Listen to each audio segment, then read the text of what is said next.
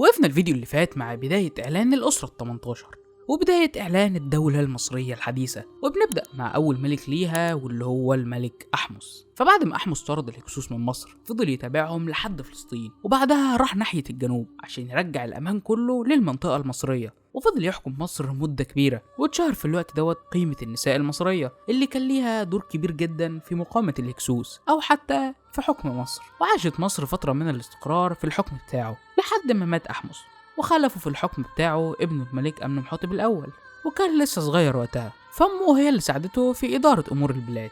وبدأ في العهد بتاعه يبعت حملات حربية كتيرة جدا بره مصر في الوقت ده، ويمهد للإمبراطورية الضخمة جدا اللي هتستمر من بعده لمدة كبيرة جدا. وبعدها مات أمنمحتب الأول، ومسك بعده تحتمس الأول، وجي بعدهم خالص تحتمس التاني اللي اتجوز من الملكة حتشبسوت، لأنها كانت من أبرز أولاد تحتمس الأول، والمفروض هي اللي ليها أحقية بالملك. ومن بداية الزواج بين الاتنين بدأت الدولة تنقسم. فتحتمس التاني ما كانش طموح جدا، لكن حتشبسوت كانت هي اللي عندها طموح كبير، وكانت عايزة تكمل مسيرة أبوها وجدها. وما نعرفش إيه اللي حصل في الوقت دوت بين الاتنين، لكن النزاع انتهى في الآخر لموت الملك تحتمس التاني، وبدأ الإعداد لنزاع جديد، ودوت اللي هيسبب لنا ظهور ملك جديد من أقوى الملوك اللي جم في تاريخ مصر كلها. فبعد موت تحتمس التاني اتجوزت الملكة حتشبسوت من تحتمس الثالث، وبدأت تسيطر بنفسها على زمام حكم مصر. فكان تحتمس الثالث مجرد صورة في البداية، لأنه كان طفل صغير لما مسك الحكم، وكانت هي اللي بتدير كل حاجة بنفسها. لكن حتى بعد كده تحتمس الثالث اسمه مبقاش يذكر أصلا، وانفردت حتشبسوت بحكم مصر. ولكن الموضوع ما استمرش مدة كبيرة، فبدأ يكبر تحتمس الثالث ويحس إن هو اللي أحق بالملك، ولقى ناس كتيرة تأيده في الموضوع ده. وما نعرفش حياة حتشبسوت انتهت ازاي، لكن بكل تأكيد هي انتهت بطريقة مأساوية، لأن محدش لقى جثتها في أي مقبرة. وحتى تحتمس الثالث حطم المقابر بتاعت الناس القريبين منها وانفرد بنفسه للحكم. ومفيش شوية وقت كان بدأ يجهز نفسه عشان يوطد الملك بتاعه في آسيا، وقاد حرب مجده الشهيرة، وبدأ يغير سياسة الحكم من إنها تبقى هادية وتحافظ على الاستقرار الداخلي، وتحولت السياسة لأن الفرعون بقى بيقود جيوش وبقى ينزل يهاجم على طول. وقدروا يوصلوا لمناطق عميقة جدا في قارة آسيا. واستمرت سياسة الحروب حتى بعد وفاة تحتمس الثالث وتولي أولاده وأحفاده الحكم، وفضلت الحياة مستقرة في الأسرة ال18، وكانت من أقوى وأغنى الأسر اللي مرت على التاريخ. ومن بينها كان بعض الملوك زي توت عنخ آمون اللي مقبرته كانت من أغنى المقابر اللي تم اكتشافها، لأن محصلش ليها أي سرقة. وبرضه هو الملك اللي مات وهو طفل صغير، وموته كان محير كتير جدا من العلماء، لأن من بعد حكم توت عنخ آمون مسك مصر ملك اسمه حور محب، وهو اللي عاد الأمان والسلام للبلاد. وبعدها انتهت الأسرة ال18 بدون أي خلاف أو نزاع، وانتهى الحكم لقائد جيش سابق اسمه رمسيس، وبدأت معاه الأسرة ال19.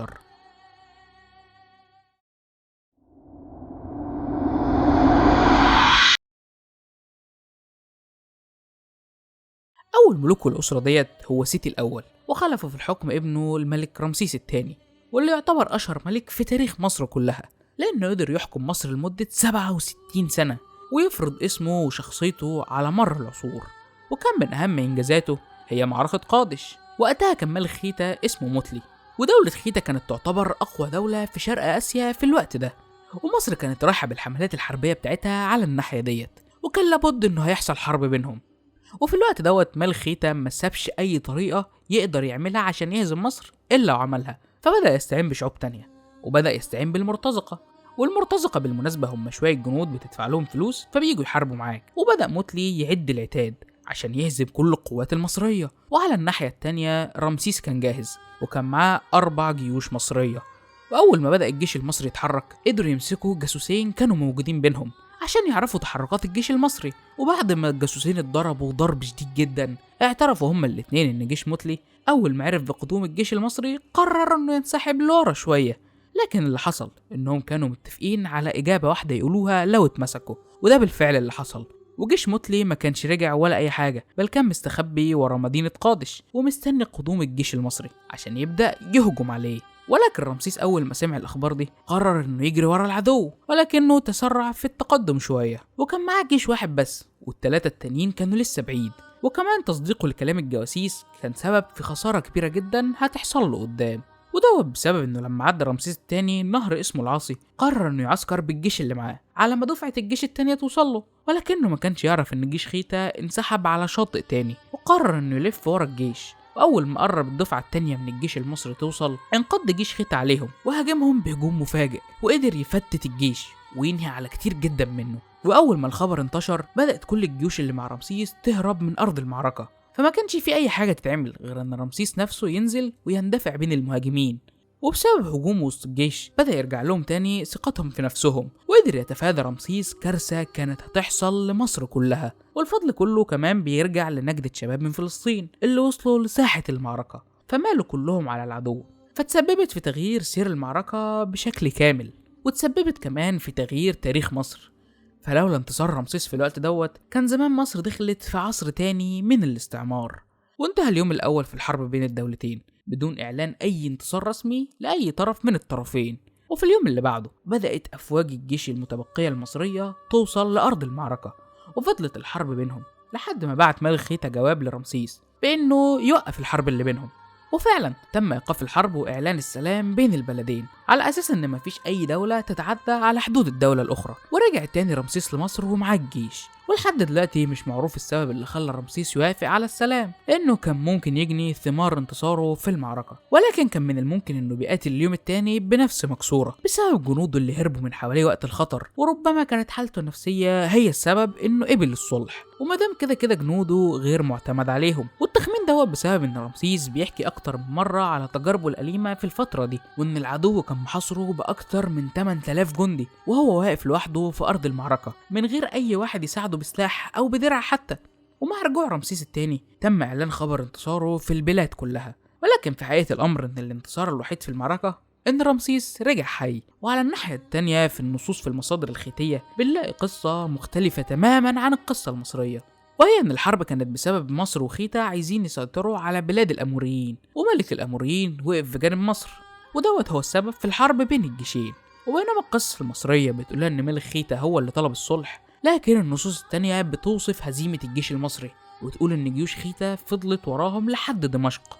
والعلماء بيعتبروا رواية دولة خيتا هي الصح، لأن بعد معركة قادش اتحولت ولاية أمورو تحت راية خيتا واندثر آثار الولاية المصرية ليها، وبدأ بعدها يحصل بعض الثروات في فلسطين على حكم مصر.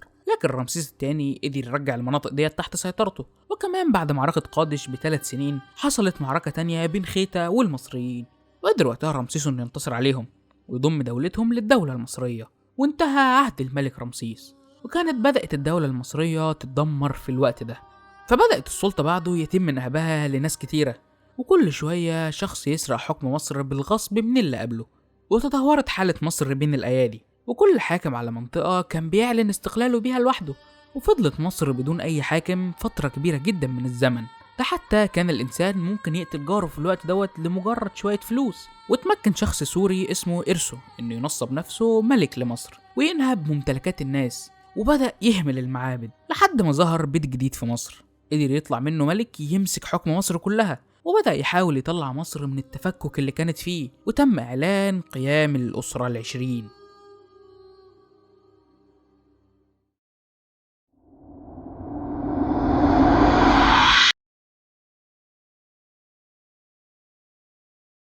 بدأت الأسرة ال20 على إيد الملك رمسيس الثالث اللي حرر مصر من فترة الفساد اللي دخلت فيها بعد موت رمسيس الثاني وانتهاء الأسرة اللي فاتت. لكن بصراحة الموضوع كان ظاهري مش أكتر، فيعتبر رمسيس الثالث حالة انتقالية بين مرحلتين أكتر فساد من بعضهم.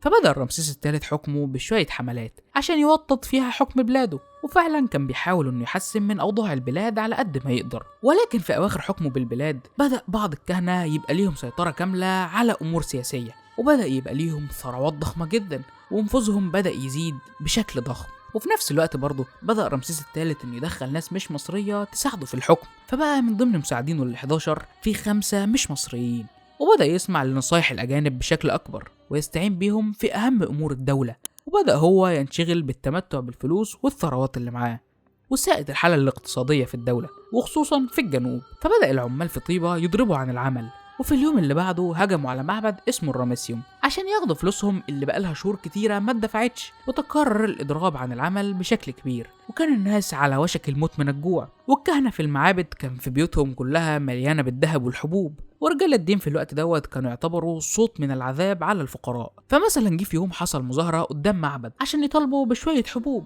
ومسؤول المنطقة أمر بإنه ياخد حبوب من معبد ويوزعهم على المصريين عشان يحاولوا يقاوموا الموت من الجوع.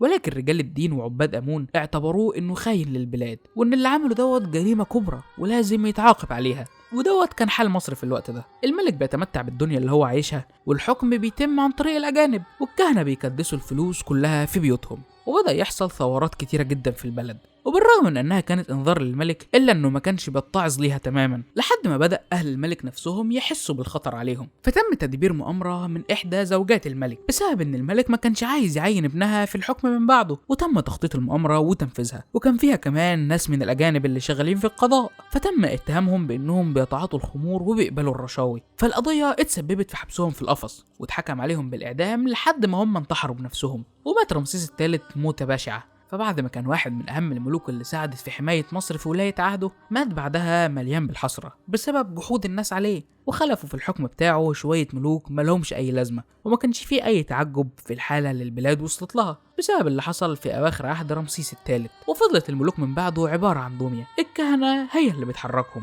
وكان من الطبيعي انه ينتهي الموضوع بسيطرة الكهنة على الحكم واعلان قيام الأسرة ال21 ودخول مصر في عصر جديد من الفساد، وبداية اعلان عصر الاضمحلال الاول، ودوت اللي ان شاء الله هنبدأ نعرفه في الفيديو الجاي. فلو عجبك الحكايه ما تنساش اللايك والشير وتصلي على سيدنا محمد عليه افضل الصلاه والسلام. ويعني انا عايز اقول لك خبر كده، وهو ان تقريبا ممكن الفيديو الجاي يبقى اخر فيديو في سلسله التاريخ الفرعوني. فلو انت عندك اي افكار تانية لسلاسل حابب اننا نكملها اكتب لنا تحت ان شاء الله في الكومنتات، سواء كنت عايزنا نكمل بعد التاريخ الفرعوني نكمل في حكم مصر او نبدا في سلاسل جديده. وبس كده، لو عجبك الفيديو ما تنساش تصلي وسلم على سيدنا محمد عليه افضل الصلاه والسلام، وانزل اخبط لنا لايك والشير وشويه الحاجات الحلوه دي كلها، واشوفك الفيديو الجاي. سلام. باي باي.